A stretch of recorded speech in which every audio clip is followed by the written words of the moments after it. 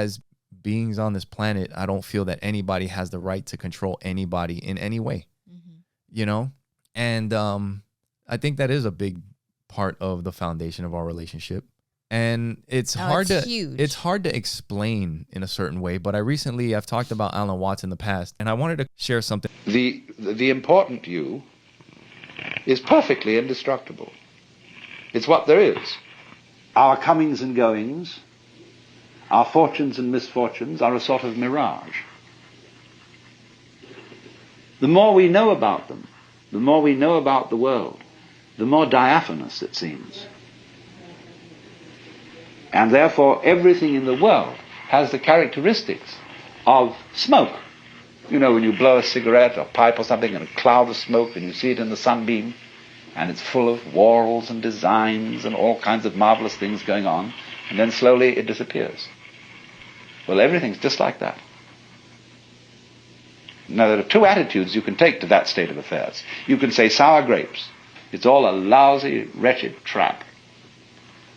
And here I am, and I'm given all these feelings of love and attachment and joy of life, and then I fall apart.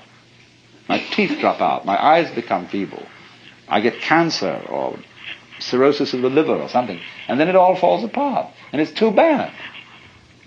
Therefore, don't become attached to things. Don't enjoy life. Treat it, holding it off like that, just like a very, very firm person who's been jilted and says, never again will I get mixed up with love, because love hurts. Man, that's a terrible way to look at life. I mean, if you think about, you are not in control. This shit is going to happen to you whether you like it or not. It's coming like a fucking train. You're not stopping it. And if you're looking at life like this, you're fighting it. You're like in front of that train fighting it the entire way, you know? Because this is all a fucking scam. It's all going to be over. We're all going to fucking die, you know? Like, none of this shit fucking matters. If you're looking at it like that, or, dude, you could have just not been born at all, but you have the opportunity to experience this, right, to experience life, to maybe you get your fucking heart broken, but you experience what love is. I mean, I can't imagine what a person goes through when they lose a kid. But you can't imagine what it's like to love a kid if you don't have one. Yeah. I just got done dropping Joey off. And when I was giving him a hug, I'm just like, fuck, I get to be his dad. Yeah. You know, and there's no way. But if it's like, well, fuck, this shit all, you know, it's all fake. It all falls apart. You know, that's a terrible way to live life. The glass is always half empty. But let's keep going. On the other hand, a weaving of smoke can be very beautiful, provided you don't lean on it, provided you don't try to preserve it, catch hold of it. Then you destroy it. So exactly the same way, there's nothing in the way of form that you can lean on, you can control, you can grasp. And if you see that, then the world of form is very beautiful.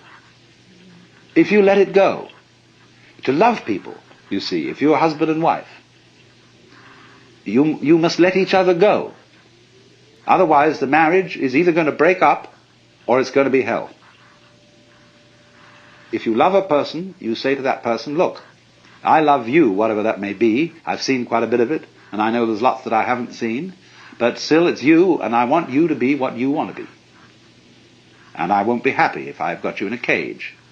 You'd be a bird without song. Yeah. You'd be a bird without song. Yeah. And earlier I was going to say, like, especially if you're young, like, you should be free. But why is it okay that when you get older, you can just allow yourself to be accustomed to being in a controlling relationship? As soon as when you said that earlier, my body just constricted. Just right? Because I've experienced that.